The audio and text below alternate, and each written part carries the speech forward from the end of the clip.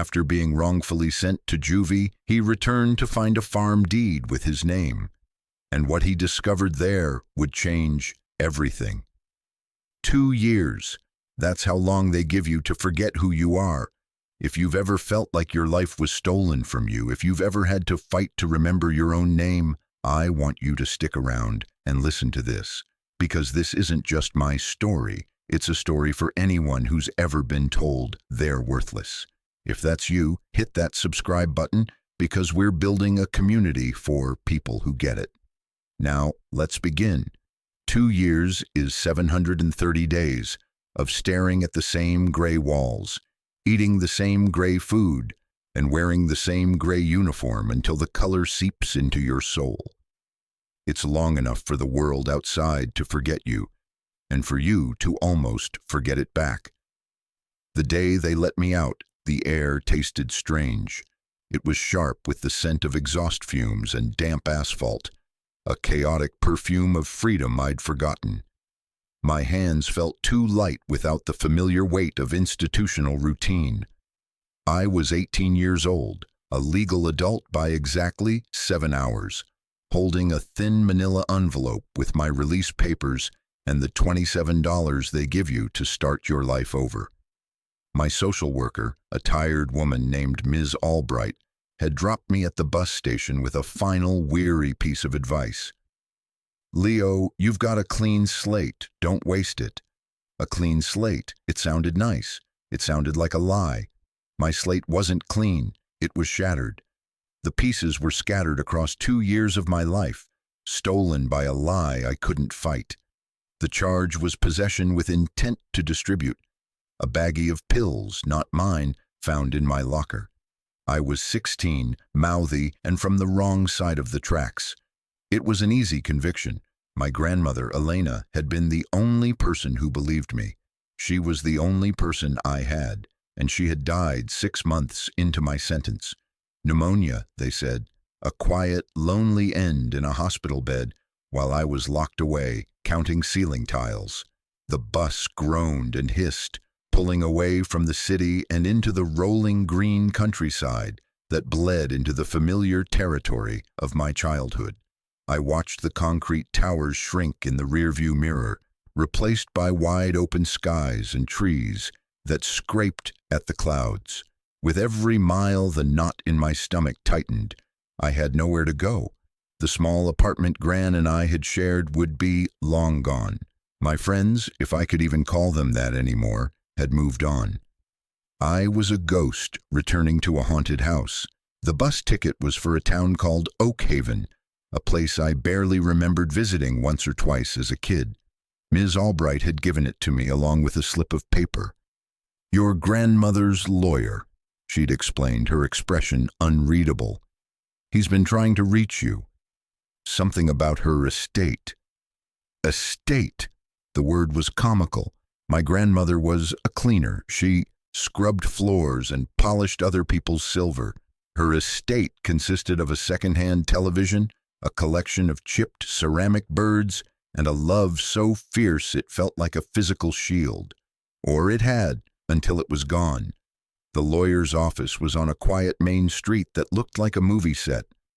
Old brick buildings, a bakery with a cheerful bell, a hardware store with a faded sign. It was the kind of town where everyone knew everyone's business. My business was written all over my face, the hollowed-out look, the ill-fitting clothes they'd given me upon release, the way I flinched when a car backfired. Mr. Abernathy was a man made of tweed and quiet disappointment. His office smelled of old paper and peppermint. He looked at me over the top of his spectacles, his eyes assessing, calculating. He'd probably already sized me up as a lost cause. "Leo Reyes?" he asked, his voice dry as dust. I nodded, my own voice stuck in my throat. I hadn't spoken more than a few words to anyone all day. "I am Arthur Abernathy. I was your grandmother's attorney." He gestured to a worn leather chair. "Please sit." He didn't waste time with pleasantries. He opened a folder on his desk, the papers inside brittle with age. Your grandmother, Elena Reyes, passed away 18 months ago. I am the executor of her will." He paused, his gaze softening for just a fraction of a second. "I'm sorry for your loss. She was a formidable woman." Formidable, that was a word for her. She was tough, yes, but also warm and funny in a way most people never got to see. She could make a garden grow from the rockiest soil, and a meal for two out of nothing but flour and hope. The thought of her brought a familiar ache to my chest, a hollow space that nothing could fill. Her assets were modest, Mr. Abernathy continued, pulling me back to the stuffy office. But she was very specific in her instructions. Everything was to be held in trust for you until your 18th birthday, which, I believe, was today. He slid a thick, folded document across the desk. It was heavy, important-looking. "This is the deed to a property just outside of town. 120 acres of land, a farmhouse, and a barn. It's been in her family for generations. It is now yours, free and clear. The property taxes have been paid up for the next 5 years." I stared at the document. My name, Leonardo Reyes, was typed in stark black ink. 120 acres. It didn't make any sense. We had lived in a cramped 2-bedroom apartment, always one paycheck away from disaster. Where did a farm come from? I don't understand," I stammered. "Gran never said anything about a farm." "She was a private person," Abernathy said simply. "She purchased it back nearly 20 years ago before you were born. Kept it as a contingency." He leaned back, steepling his fingers. "There is one other thing." He reached into the folder and pulled out a simple white envelope. My name was written on the front in Gran's familiar, spidery cursive. It was a ghost's handwriting. Seeing it made my breath catch. "She left this for you. She instructed me to give it to you on your 18th birthday, along with the deed." I took the envelope. The paper was cool against my skin. It felt both impossibly fragile and heavier than the deed itself. It was a direct link to her, a voice from the grave. "Is that all?" I asked, my voice barely a whisper. "There is a matter of some interest from a development company, Viridian," he said, his tone shifting back to business. "They've been making offers on all the properties in that valley, including your grandmother's. They've made a standing offer of $200,000 for yours." $200,000? The number was astronomical, unreal. It was more money than I had ever imagined seeing in one place. It was enough to disappear, to start over, for real this time. A clean slate, bought and paid for. "They're very persistent," Abernathy added. "Your grandmother refused to sell, repeatedly, but now that the property is yours, the offer stands. You should think about it." I stood up, clutching the deed and the letter. The air in the room was suffocating. $200,000. A farm I never knew existed. A letter from a dead woman. It was too much. I need to go there," I said, more to myself than to him. "To the farm." Abernathy nodded slowly. He wrote an address on a small card and handed it to me, along with a set of old iron keys. "A man named Gus runs the local taxi service. He'll know the place. It's been sitting empty for a long time, son. Be prepared." Prepared for what? For the dust? For the loneliness? For the memories I didn't even know were waiting for me?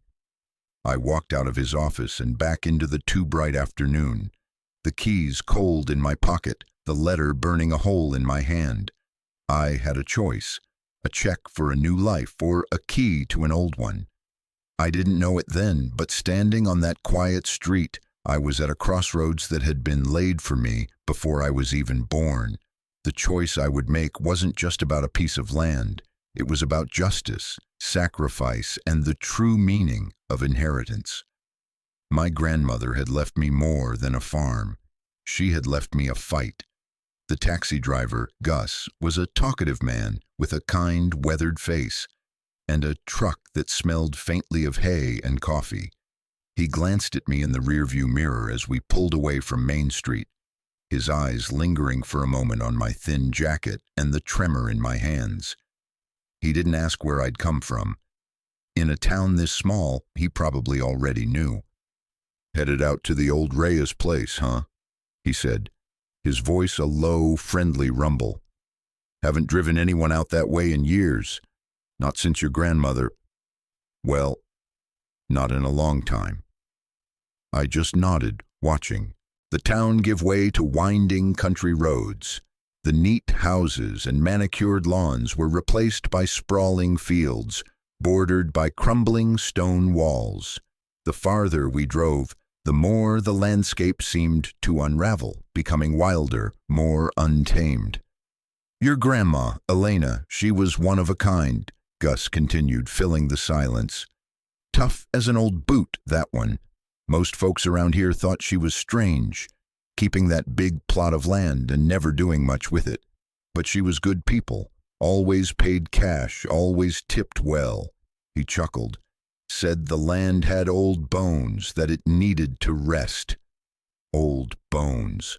The phrase sent a shiver down my spine. I thought of Mr. Abernathy's words about the development company, Viridian. "Do you know anything about a company called Viridian?" I asked, my voice raspy. Gus's friendly demeanor tightened almost imperceptibly. His knuckles whitened on the steering wheel. "Oh, I know 'em," he said, his tone flat. "Everyone around here knows 'em. They swoop in like vultures when they smell money, buying up family farms, promising jobs and prosperity. What they're really selling is a fantasy, a golf course and luxury condos nobody who lives here can afford." He shot me another look in the mirror, this one sharp, knowing. "They wanted your grandmother's land bad. It's the key to the whole valley, the highest point, best view. They hounded her for years, sent men in suits, sent letters. She never budged. Told one of 'em to use his fancy offer sheet to fertilize his own lawn." A small ghost of a smile touched my lips. That sounded like Gran, fierce, unmovable. "She loved that land," Gus said softly as if speaking to himself, "even if she never lived on it. Said it was in her blood." We turned off the paved road onto a dirt track, the truck rattling over ruts and stones. The trees grew thicker here, their branches interlocking overhead to form a dark green tunnel. After another mile, the tunnel opened up and Gus slowed the truck to a stop. "Well," he said, shutting off the engine. "Here you are." I looked out the window and my heart sank. It wasn't a farm, it was a ruin. The farmhouse, a 2-story wooden structure that might have once been white, was now a peeling, spectral gray. Its porch sagged like a tired old man, and several windows were boarded up. The barn beside it was a skeleton of weathered planks, its great doors hanging crookedly on rusted hinges. The fields, all 120 acres of them, were a sea of tangled weeds and wildflowers stretching out towards a line of dark hills in the distance. It was desolate, it was forgotten, and it was mine.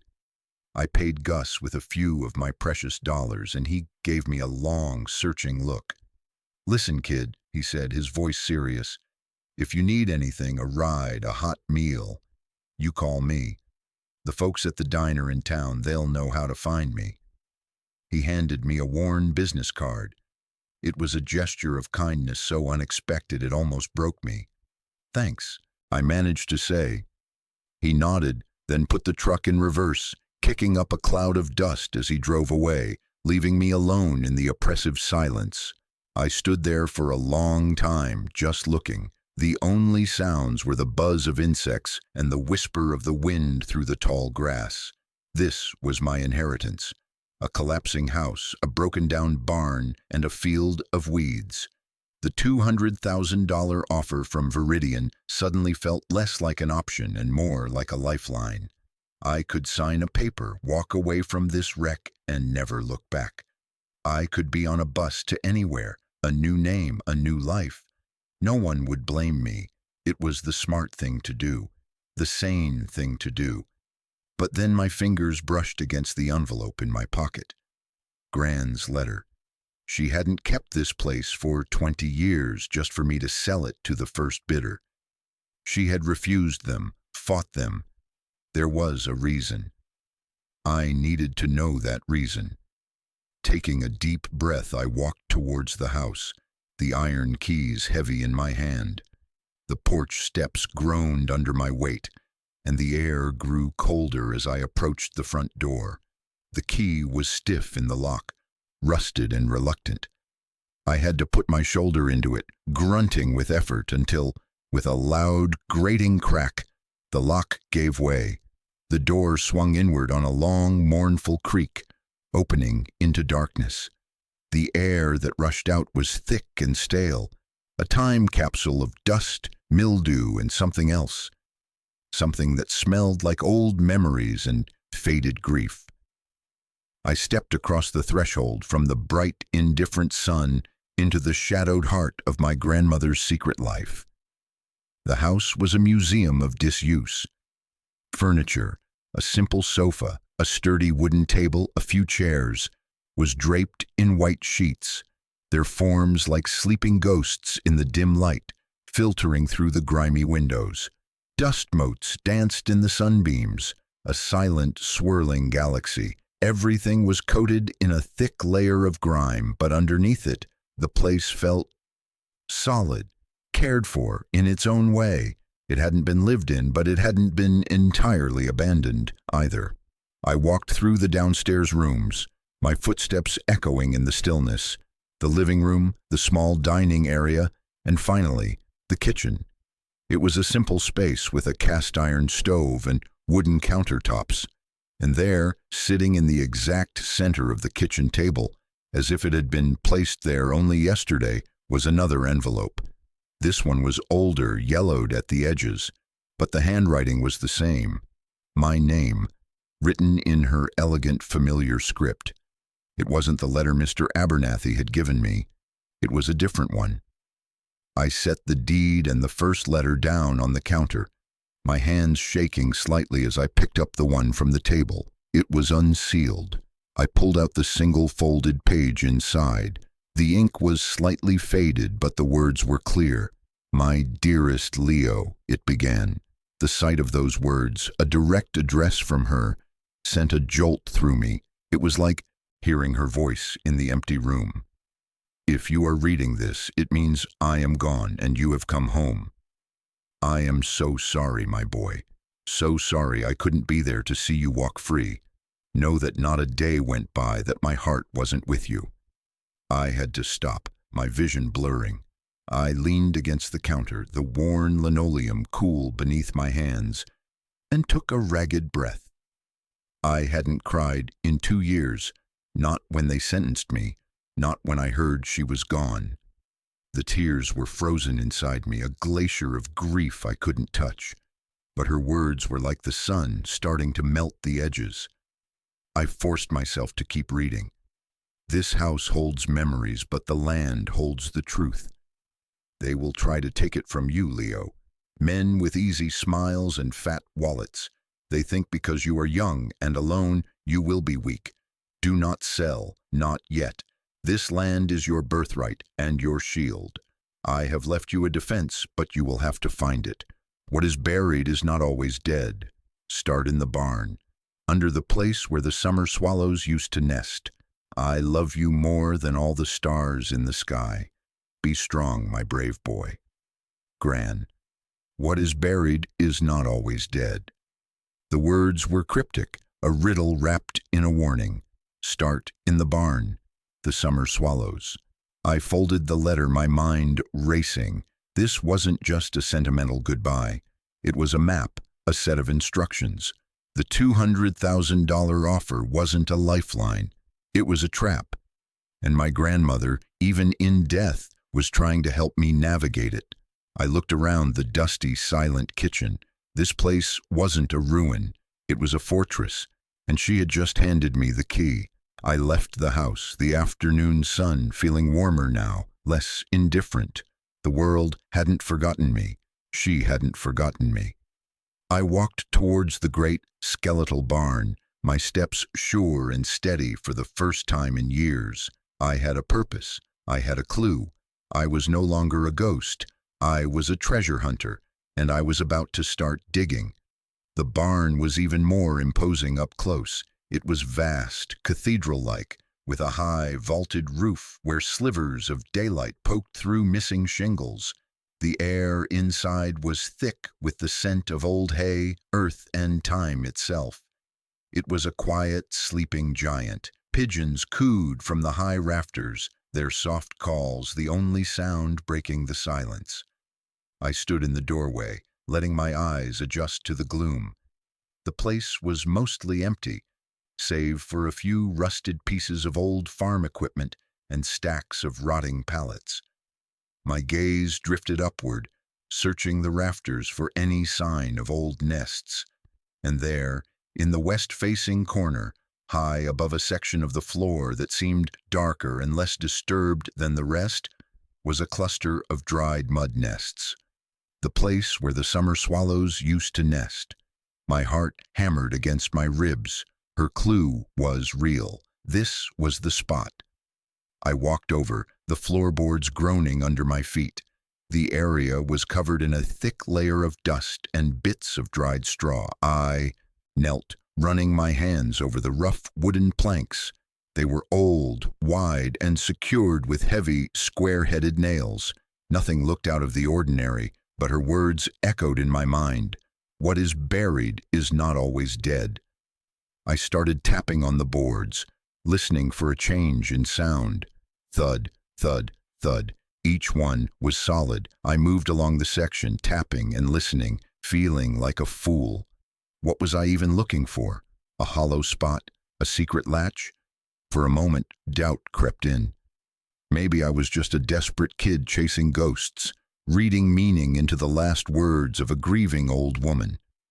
Maybe the best thing to do was to go back to town, call Abernathy, and take the money. But then I remembered the look on Gus's face when he talked about Viridian. I remembered the steel in my grandmother's handwriting. She wasn't the type for sentimental nonsense. If she said there was something here, there was something here. I went back to the house and rummaged around until I found an old fireplace poker, heavy and solid. Back in the barn, I used the pointed end to scrape at the dirt and debris packed between the floorboards. It was slow, tedious work. My back ached and sweat dripped into my eyes. After what felt like an hour, the poker hit something that wasn't wood or dirt. It made a faint metallic clink. I dropped to my knees, my breath held tight in my chest, and dug at the spot with my fingers. My nails scraped against the edge of a nail head. But this one was different. It was round, modern, not a square-headed antique like the others. I worked the poker around it, trying to get some leverage. It was wedged in tight. Frustrated, I stood up and looked around the barn. My eyes landed on a rusty crowbar leaning against the far wall. It was heavy, but it felt good in my hands. It felt like a tool with a purpose. I wedged the forked end under the edge of the board with the round nail and put all my weight into it. The old wood groaned in protest. Splinters flew. With a final agonized shriek of rusty metal, the nail gave way and the board popped up. And there, nestled in the dark, cool earth beneath the floor, was a metal box. It was an old Army surplus ammunition can, painted olive drab, with a heavy latch on the front.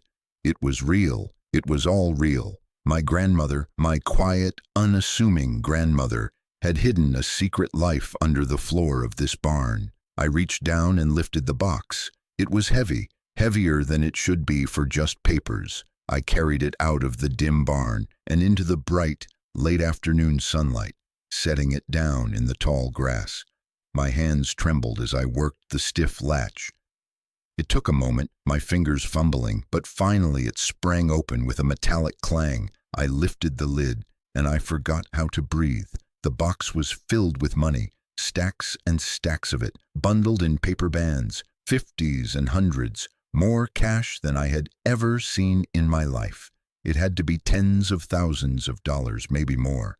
On top of the money sat another letter, this one in a thick, cream-colored envelope, and a small, sealed manila packet with 2 words written on it in Gran's hand. The truth. My mind couldn't process it. Where did she get this kind of money? The woman who counted every penny, who bought dented cans at the grocery store, who wore her winter coat until the seams were threadbare. Was it from the sale of the farm years ago? Was it savings? Or was it something else entirely? I pushed the cash aside, my hands numb, and picked up the letter. This was the one that mattered. This would explain it. I tore it open. My Leo, it started. If you found this box, then you are smarter and stronger than they will ever give you credit for. I hope you are, my boy, because you will need all your strength now. The money is for you. It is your escape. There is enough here to go anywhere in the world you want. Change your name, start a new life, and never look back. This is what I want for you. A real, clean slate, not the one they pretend to give you. Forget this town, this land, this name. Just be safe. Be happy. I read the words again. This is what I want for you. She wanted me to run. This whole thing, the farm, the clues, the box, it wasn't a call to fight. It was an escape hatch. She had spent years building me a way out. I need to tell you why, the letter continued, and the tone shifted, growing darker. I know you didn't do what they said you did, Leo. I always knew. It wasn't random. They framed you, the company, Viridian, the one that wants this land. They tried to buy it. They tried to threaten me. I wouldn't sell. This land was my parents, and their parents before them. It is part of our soul. When their threats didn't work, they went after the only thing I loved more than this land. They went after you. The world tilted on its axis. It wasn't just a random bust. It wasn't just bad luck. My life hadn't been derailed by chance. It had been deliberately, maliciously destroyed. 2 years of my life, gone. For a piece of dirt. A cold, hard rage, the likes of which I had never felt before, began to burn in my chest. It was so intense it felt like it would incinerate me from the inside out. They had taken my grandmother from me. They had locked me in a cage. And they had done it all so they could build their goddamn luxury condos. I couldn't prove it, Leo, she wrote, her handwriting growing shakier, as if the words themselves were a terrible weight. They are too powerful. I tried. I talked to people. I hired a private investigator with the last of my savings, but they cover their tracks. So I did the only thing I could. I prepared for the worst. I saved every penny I ever earned. I sold off small, forgotten parcels of this land on the far side of the hills over the years, quietly to other farmers. I put it all here for you. Your escape fund, your chance to get away from them forever. So, this was it. The final act of a desperate, protective love. She couldn't save me from them, so she had built me a golden bridge to run away. All I had to do was take it. I looked at the money, then at the small sealed packet marked "The Truth." Do not open the other envelope, Leo, the letter warned. Not unless you are determined to stay. Inside is the proof I could never use. It will only bring you pain. It will put you in their path again. Take the money. Go. Live for me. That is my final wish. Live a long, happy, free life. That is all I have ever wanted. The letter ended there, and so did the world I thought I knew. I was sitting in a field of weeds, next to a fortune I never knew I had, holding a confession I was never meant to read. My grandmother had given me a choice between a safe, anonymous future and a dangerous, righteous past. Run and be free, or stay and fight for the truth, for her, for the 2 years they stole. I held the packet in my hand. The truth. It was so small. It felt like it weighed 1,000 pounds. I could throw it into the weeds, take the money and be on a bus by morning. No one would ever know. It's what she wanted. But could I live with that? Could I live my life knowing they got away with it? Knowing they broke her heart and stole my youth, and I just ran? This is the kind of moment that defines you. It's a crossroads where you have to decide who you are going to be. Have you ever had a moment like that? A choice where the easy path is safe and the right path is terrifying. If you have, you know the weight of it. You understand what was going through my mind. I'm going to take a moment here. If this story is hitting you, if you've ever had to make a choice between running and fighting, I want you to know you're not alone. This channel is for us, for the people who choose the hard road. If you're one of them, make sure you're subscribed and drop a comment below telling me about a time you chose to stand your ground. Your story matters. Now, let's get back to that field and the choice I had to make. I sat there for what felt like an eternity, the sun beginning its slow descent towards the hills, casting long shadows across the fields. The wind rustled the tall grass, whispering indecipherably, run or fight, safety or truth, her last wish versus my own gnawing need for justice. I thought about the 2 years in that gray box, the constant low-level fear, the casual cruelty of the guards, the nights spent staring at the ceiling, replaying my arrest over and over, trying to understand how my life had gone so wrong. I had believed it was my fault, that I had been too mouthy, too defiant, that I had somehow brought it on myself. That's what they want you to believe. They want you to internalize the blame, because a guilty person doesn't fight back. But I wasn't guilty. I was a target, and my grandmother knew it. She had fought for me in the only way she knew how. She had armed me, not for a battle, but for an escape. Her love for me was so immense that she was willing to let the guilty go free, just to ensure my safety. The thought was both heartbreaking and infuriating. How could I honor her love by ignoring her sacrifice? If I ran, Viridian would get the land. Their victory would be absolute. They would pave over her memory, this last piece of her, and build their monuments to greed on its bones. My name would never be cleared. I would always be the kid who got sent up for dealing, the one who took the money and ran. The story they wrote for me would become my reality. No, I couldn't do it. I couldn't let them win. My grandmother was a fighter. She had stood up to them. The least I could do was finish what she started. With a sense of finality that settled deep in my bones, I picked up the small manila packet. My fingers trembled as I broke the seal. The truth. Inside wasn't a letter. It was a small black USB flash drive and a single folded piece of notepaper. I unfolded the note. The handwriting was hers, but it was hurried, almost frantic. His name is Jimmy Riggs. He works maintenance at the high school. He owed money to the wrong people. They paid off his debt.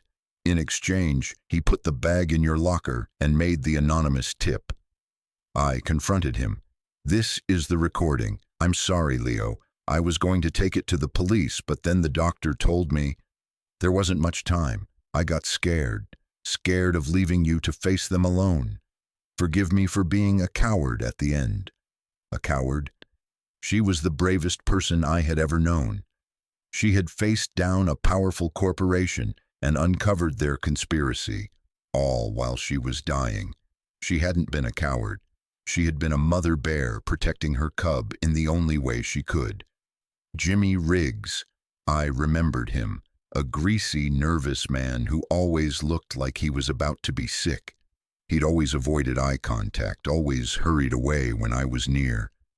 I had just thought he was weird. I never suspected he was the architect of my ruin. I looked at the USB drive in my palm.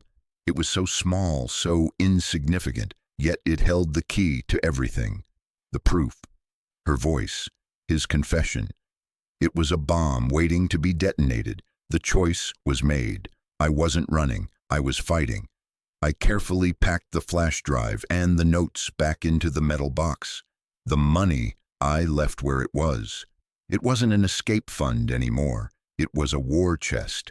I closed the lid, the latch clicking shut with a sound of grim finality. The sun was touching the horizon now, painting the sky in fiery strokes of orange and purple. The desolate farm didn't look like a ruin anymore. It looked like a battlefield, and I finally knew which side I was on. I needed a plan. I couldn't just walk into the Oak Haven Police Department. For all I knew, Viridian had someone there on their payroll, too. The system had failed me once. I wasn't going to blindly trust it again. I needed someone on my side. Mr. Abernathy, the lawyer. He had been her lawyer. He had seemed decent. Pragmatic, yes, but there was a flicker of something else there, a hint of the old-school justice seeker. He had respected my grandmother. Maybe, just maybe, he would help me. I had to take the chance. I didn't have a phone, and it was too late to walk back to town. I'd have to wait until morning. The thought of spending the night in the dark, empty house should have been terrifying, but it wasn't. I wasn't alone. I could feel her presence everywhere. In the creak of the floorboards, in the scent of the old wood, in the determined set of my own jaw. I went back inside the house as twilight settled, leaving the box of secrets in the tall grass. It felt safer out there than with me. Inside, I didn't bother with the sheets on the furniture.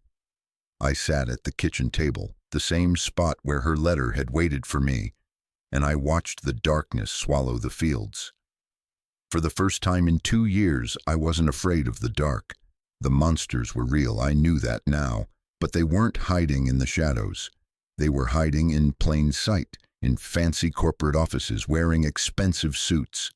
And for the first time, I had a weapon to fight them with. Sleep didn't come easy. I kept thinking about the recording. What did it say? How did she get Riggs to confess? I imagined my grandmother, frail and sick, but with that core of steel, confronting this weasel of a man. The sheer force of will it must have taken. She had handed me the sword. It was up to me to wield it. The next morning, I woke with the sun. The house was cold, and my stomach was a tight knot of hunger and nerves. I found a rusty hand pump over the kitchen sink, and after a few minutes of strenuous effort, managed to coax a stream of icy, metallic-tasting water from it. It was the best thing I'd ever tasted. I retrieved the metal box, its weight a reassuring burden, and started the long walk back to town. The miles seemed shorter this time. Every step felt purposeful. I was no longer an ex-con with nowhere to go. I was a son avenging his mother, the only mother I had ever known. I was a landowner defending his legacy. When I walked into Mr. Abernathy's office, it was just after 9. His secretary, a woman with a helmet of gray hair, looked up in surprise. I must have been a sight, covered in dust, my clothes rumpled, my eyes burning with a feverish intensity. "I need to see him," I said, my voice steady. "It's about the Reyes property." She must have seen something in my face because she didn't argue. She just picked up the phone. A moment later, Abernathy appeared at his office door, his expression a mixture of curiosity and annoyance. "Mr. Reyes, I didn't expect to see you so soon. Have you considered Viridian's offer?" "I'm not selling," I said, walking past him and into his office. I set the heavy ammunition can on his pristine mahogany desk with a loud thud. He stared at the box, then at me, his eyebrows raised. "What is this?" "It's my inheritance," I said. "The real one." I opened the box. The sight of the money made his eyes widen, but I pushed it aside, pulling out the cream-colored letter, the note about Riggs, and the small USB drive. I placed them on the desk in front of him. "My grandmother didn't just leave me a farm," I said, my voice low and shaking with controlled fury. "She left me evidence, evidence that I was framed by Viridian developments, evidence that they destroyed my life to get their hands on my land." Abernathy stared at the items, then looked up at me, his face pale. He picked up the letter, his hands surprisingly steady, and began to read. I watched him, my heart pounding. This was it, the moment of truth. Would he be a man of law or a man of business? Would he help me or would he show me the door? Mr. Abernathy read the letter from the box slowly, his expression growing more grim with every line. He then picked up the small, frantic note about Jimmy Riggs and the recording, his lips tightening into a thin, hard line. He looked from the notes to me, his gaze sharp and penetrating, as if trying to see right through me to the truth of it all. For a long moment, the only sound in the office was the ticking of a grandfather clock in the corner. "She confronted him?" he finally asked, his voice a low murmur. "She recorded it?" I nodded, my throat too tight to speak. "On this?" He gestured to the small USB drive lying on his desk. "That's what the note says." He leaned back in his chair, looking not at me, but at the ceiling, as if the answer he was looking for was written there. The tweed and peppermint lawyer seemed to recede, replaced by someone harder, more formidable. I was seeing, I realized, the man my grandmother had trusted. "Viridian has been a cancer on this county for 5 years, he said, his voice cold. "Bullying, intimidating, using legal loopholes to force families out of their homes. We've always suspected they played dirty, but we've never had concrete proof. They're smart. They use intermediaries, cutouts, men like Jimmy Riggs." He finally lowered his gaze to meet mine. The disappointment I had first seen in his eyes was gone, replaced by a kind of weary respect. "Your grandmother, Elena, she was a remarkable woman. I underestimated her." He paused, picking up the flash drive and holding it between his thumb and forefinger, as if weighing it. "And I underestimated you." He swiveled in his chair to face a small, sleek laptop on his credenza. "Let's see what truth Elena managed to capture." He inserted the drive into the USB port. A few clicks of the mouse and a single audio file appeared on the screen. "Conversation MP3 out." My breath hitched. He double-clicked it. A moment of silence, then static, and then a voice, her voice. "Thank you for meeting me, Mr. Riggs." It was her, but weaker than I remembered, threaded with a fragility that twisted my gut. She sounded tired, so tired. "I ain't got much time, Elena," a man's voice mumbled, nervous, shifty, Jimmy Riggs. "I know what you did," Gran said, her voice quiet but clear as a bell, cutting through the static. There was no accusation in it, just a statement of fact. I don't know what you're talking about." "My grandson, Leo, the bag in his locker." There was a long silence. I could hear the faint sound of a car passing in the background of the recording. Then Riggs's voice, cracking. "They said no one would get hurt. They said he'd just get probation, a slap on the wrist. They told me he was a punk, a troublemaker anyway." "He's a child," Gran shot back, and for a second the steel was there, the fierceness I remembered. "A child who lost his parents, who I raised. He was all I had." "I'm sorry," Riggs whispered. It was a pathetic sound. "I needed the money. You don't know what it's like, being in that deep." "Who told you to do it?" Gran pressed, her voice relentless. "Who were they?" "I can't say. They'll kill me, my family." "Was it the people from Viridian? The ones who want my farm?" Another silence, longer this time. I leaned forward, my hands gripping the arms of the chair. Mr. Abernathy was frozen, his eyes glued to the screen. "Yes," Riggs finally choked out. The word was barely audible, a surrendered breath. "They said you were a stubborn old woman, that you were standing in the way of progress. They said if the kid was gone, you'd be easier to persuade. They said to use him to send you a message." The recording ended there, just like that. The silence that filled the office was heavier, more profound than before. Mr. Abernathy slowly removed the flash drive, placing it back on the desk as if it were a sacred relic. He took off his glasses and rubbed the bridge of his nose, his shoulders slumping. He looked older than he had 10 minutes ago. They used a child as leverage in a real estate deal, he said, his voice thick with disgust. They put your grandson away for 2 years to send a message. He looked at me, and for the first time I saw genuine, unreserved empathy in his eyes. It wasn't pity. It was the shared outrage of a decent man confronted with profound indecency. They didn't count on his grandmother being a damn sight tougher than they were, he added, a grim smile touching his lips. He stood up and began to pace the small office. This recording, it's a bombshell. Riggs's confession explicitly names Viridian. This isn't just a civil matter anymore. This is conspiracy, evidence tampering, contributing to the delinquency of a minor, a whole host of criminal charges. So what do we do? I asked, my own voice trembling slightly. The rage was still there, but now it was mixed with a wild, surging hope. We don't go to the local police, he said immediately, confirming my own fears. The chief of police plays golf with Viridian's regional manager every Thursday. We can't trust them. We go over their heads. We go to the state attorney general, and we go to the press. He stopped pacing and looked at me, his expression deadly serious.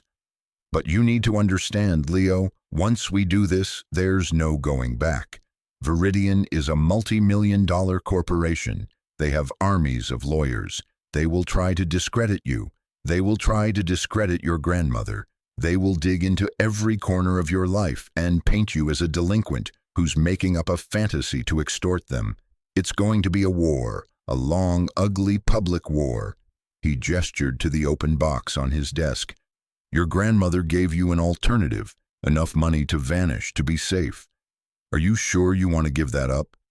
Are you sure you're ready for this fight? I thought of her weak voice on the recording. I thought of her sitting at that kitchen table writing me a map to freedom because she thought she had failed. I thought of the 2 years they stole, not just from me, but from her. The last 2 years of her life, spent worrying, fighting, and dying alone. She didn't fail, I said, my voice clear and strong. She just ran out of time. I'm not running. Let's go to war. A slow, determined smile spread across Mr. Abernathy's face. It transformed him. He looked like a general who had just been given the signal to attack. All right, son, he said, clapping a hand on my shoulder.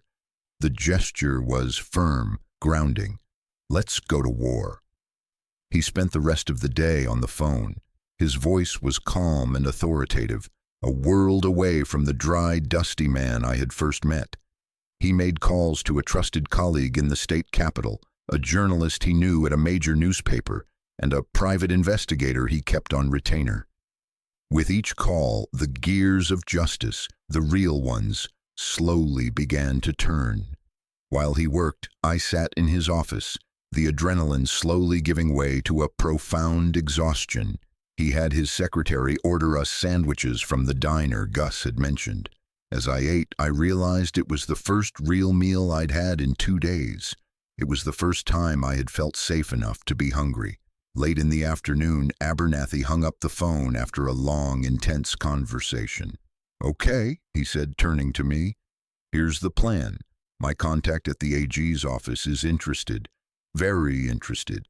He's going to start a preliminary, off-the-books inquiry. The investigator is going to do a deep dive into Viridian's other land acquisitions in the state, looking for a pattern. And the reporter, she's ready to break the story, but we need to be smart about the timing. He leaned forward, his eyes locked on mine. The most important thing right now is your safety and the safety of that recording. Viridian cannot know we have it. If they do, they'll do anything to get it back, and they'll get to Riggs before we can. He's our star witness. We need to put him in a position where he has no choice but to cooperate and testify. The plan was sound. It was real, but it also meant more waiting, more hiding. What do I do now? I asked. For now you disappear, he said, but not in the way your grandmother intended. You go back to the farm. It's the last place they'll look for you. They think you're a scared kid who's going to take their money and run. Let them think that. Lay low, don't talk to anyone. I'll be in touch. I'll bring you supplies. We wait for the right moment to strike. He took the USB drive and made several encrypted copies, storing them in different secure locations. He gave one back to me. Keep this on you at all times. Don't lose it. He then looked at the box of money. Your grandmother's war chest, he said with a wry smile. We'll use it. For legal fees, for the investigator, for whatever we need to win this. I nodded. The money wasn't for my escape. It was for her justice. That evening, Gus drove me back to the farm. He didn't ask any questions this time. He just gave me a knowing look in the rearview mirror, a look of quiet solidarity. As he dropped me off, he pressed a small, cheap burner phone into my hand. Abernathy's idea, he said. It's prepaid. His number is the only one in it. Call if you need anything, anything at all. I stood in front of the dark, silent house, the burner phone in one hand and the USB drive in my pocket. The house didn't feel like a ruin anymore. It felt like a safe house, a command center. The fight wasn't over. In fact, it had just begun. But for the first time in my life, I wasn't fighting alone. I had my grandmother's love, a lawyer's cunning, and the truth, small and powerful, tucked safely in my pocket. The days that followed were a strange mixture of tension and peace. I was in hiding, a fugitive in my own home, yet I felt a sense of calm I hadn't known in years. The farm became my sanctuary. I spent the daylight hours working, driven by a restless energy. I started by clearing out the barn, sweeping away decades of dust and debris, organizing the old tools I found hanging on the walls. The physical labor was grounding. It tired my body and quieted my mind. With every swing of a hammer repairing a loose board, with every patch I nailed over a hole in the roof, I felt like I was healing a part of myself. I was literally rebuilding the house my grandmother had left me. I explored the 120 acres that were mine.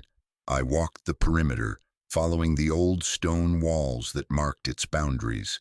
I climbed the hill behind the house and looked out over the valley. From up there, I could see why Viridian wanted this land so badly. It was a perfect sweeping vista of green hills and distant blue mountains. It was beautiful. It was a piece of paradise they wanted to pave over. I found a small, overgrown cemetery near the edge of the property with a handful of weathered headstones bearing the name Reyes. My great-grandparents, my great-great-grandparents. Their names were etched in stone, rooted in this soil. My grandmother's words came back to me. This land is in our blood. I finally understood. Selling it would have been like selling a piece of our family's soul. Mr. Abernathy came by every few days, his car kicking up dust on the dirt track. He brought groceries, news, and a quiet, reassuring presence. The investigation was proceeding, slowly but surely.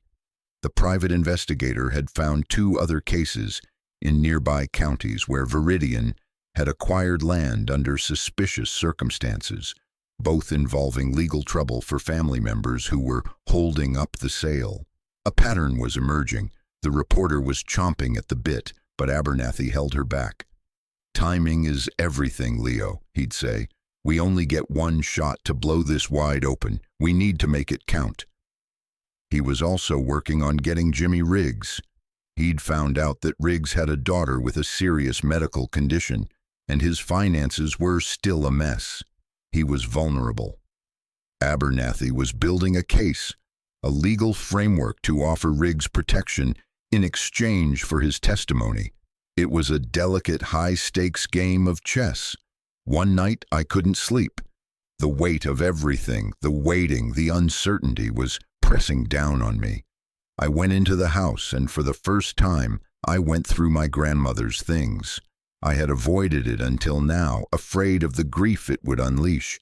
I opened the drawers of a dusty dresser in the upstairs bedroom.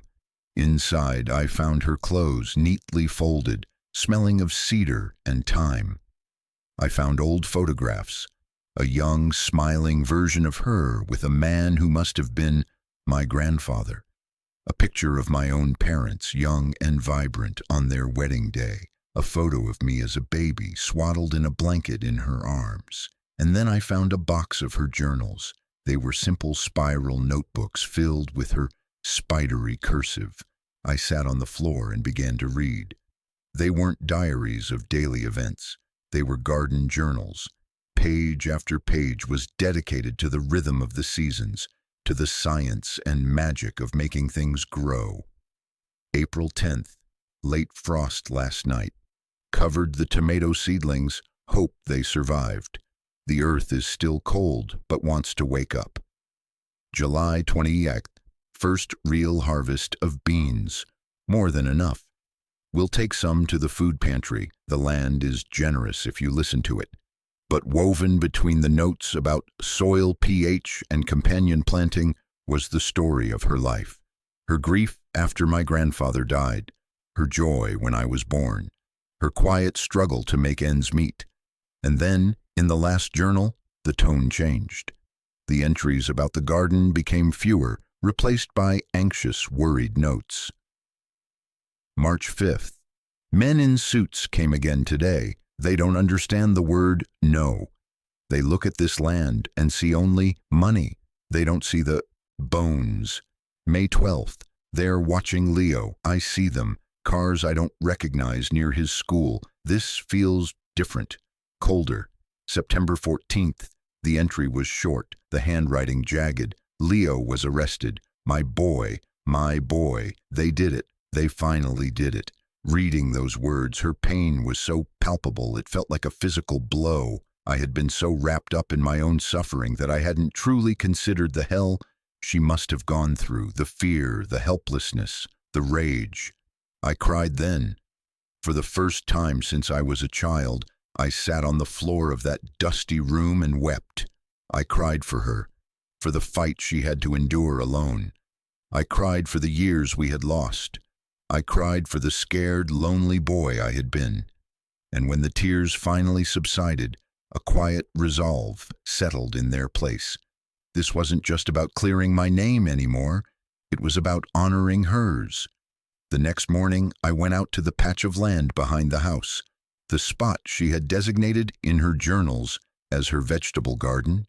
It was choked with weeds and thorns. I found an old spade in the barn, its wooden handle smooth with age. I sank the blade into the earth. It was hard, rocky soil. But I remembered her words. The earth is still cold, but wants to wake up. I worked all day, clearing the weeds, turning the soil, pulling out rocks. My hands were raw, my muscles screamed. But with every patch of ground I cleared, I felt like I was reclaiming something. I wasn't just clearing a garden, I was preparing the ground for a new beginning. A week later, Abernathy arrived with a look on his face I hadn't seen before. It was a look of grim triumph. "It's time," he said. He had made his move on Riggs. Armed with the recording and the investigators' findings, he had presented Riggs with a choice. Be the state's key witness and get immunity, or face conspiracy charges alongside Viridian and likely go to prison for a very long time, leaving his sick daughter with no one. Riggs had folded. He had signed a detailed affidavit, corroborating everything on the recording and providing more details about his contact at Viridian. "The story breaks tomorrow morning," Abernathy said. "Front page. The Attorney General is holding a press conference at 10 a.m. to announce a full-scale investigation into Viridian's business practices across the state. It's all happening." He looked at me, his expression serious. "Tomorrow your life is going to change again. You'll be in the spotlight. People will know your name. Are you ready?" I looked out at the field I had just cleared. The dark, rich soil was turned, waiting. "I'm ready," I said. The next morning the world exploded. The newspaper story was a bombshell, a meticulously detailed account of Viridian's predatory tactics, with my story and my grandmother's fight at its center. My face, a 2-year-old school picture, was on the front page. The AG's press conference was carried on all the news channels. He called my grandmother a hero. He called Viridian a corporate predator. The fallout was immediate. Viridian's stock plummeted. Their CEO resigned. Local officials, including the chief of police, were placed on administrative leave pending investigation. The story was everywhere. I watched it all unfold on a small television Abernathy had brought me. It felt surreal, like I was watching a movie about someone else's life. That afternoon, a car came up the dirt road. It wasn't Abernathy, it was Ms. Albright, my old social worker. She got out of the car and just stood there for a moment, looking at me, then at the farm. "I saw the news," she said, her voice quiet. I had no idea. We all thought, the system, it just..." She trailed off, looking ashamed. "I'm so sorry, Leo." "It wasn't your fault," I said. And I meant it. She was just one cog in a broken machine. "What you've done, what your grandmother did," she said, her eyes welling up. "It's incredible." She handed me an envelope. "This is from the state. It's a formal apology and a preliminary settlement offer for your wrongful conviction. It's not enough, not nearly enough to make up for what you went through, but it's a start." It was a check for a substantial amount of money, another small piece of justice. But it wasn't the money that mattered. It was the apology. It was the acknowledgement. My name was cleared. Officially, the weight that had been sitting on my chest for 2 years finally, truly lifted. I could breathe. The legal battles would continue for months, even years. Abernathy was filing a massive civil suit against Viridian on my behalf. But the main fight, the fight for the truth, was over. We had won. A few days later, I was standing in the newly cleared garden patch when Gus's taxi pulled up. He got out, holding 2 cardboard flats of tiny green seedlings. "Heard you were starting a garden," he said with a grin. "Figured you could use a hand. These are tomatoes and beans, hardy varieties. Your grandma used to swear by them." He set them down on the soft earth. We stood there for a moment side by side, looking at the empty field. "She'd be proud of you, kid," he said softly. "Real proud." I looked at the tiny, fragile seedlings, then at the vast expanse of my land, my home.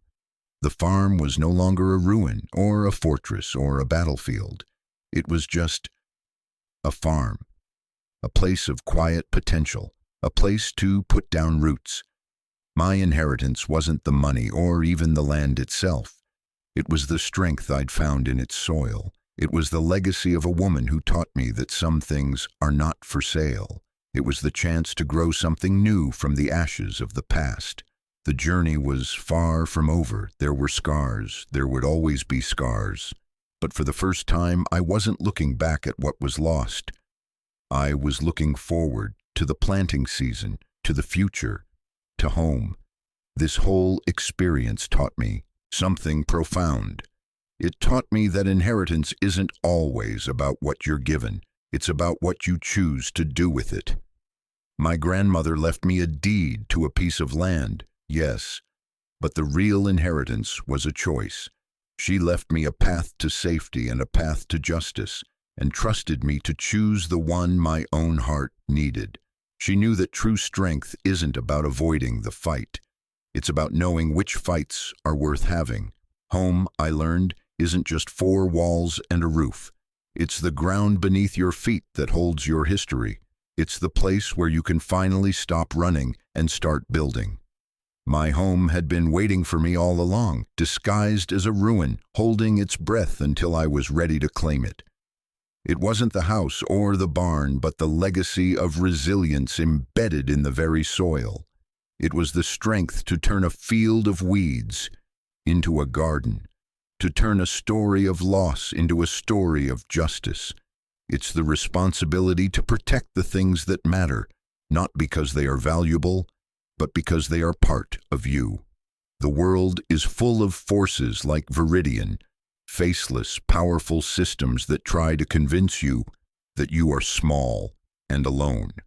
They will try to write your story for you, to cast you as the villain or the victim. But they don't get to have the final word. You do. You get to decide if you take the easy money or if you dig for the truth. You get to decide if you run from your past or if you turn and face it, using its weight to make you stronger. Your story is your own. Your inheritance is the strength you find when you're tested, the community you build when you feel alone, and the truth you fight for when it seems impossible. It doesn't come with a deed or a key. It's something you have to earn every single day. If you've made it this far, thank you. Thank you for listening, for being a part of this. My story is just one story, but I know there are millions more like it out there. Maybe you've faced an injustice that felt too big to fight. Maybe you've inherited a struggle you didn't ask for. Maybe you're standing at your own crossroads right now, trying to decide between the safe path and the right one. I want you to know that you are not alone. This community we're building here is a place for those stories. It's a place for the fighters, the survivors, the builders. So if this meant something to you, please subscribe and become a part of it. And more than that, I want you to share a piece of your own story in the comments below.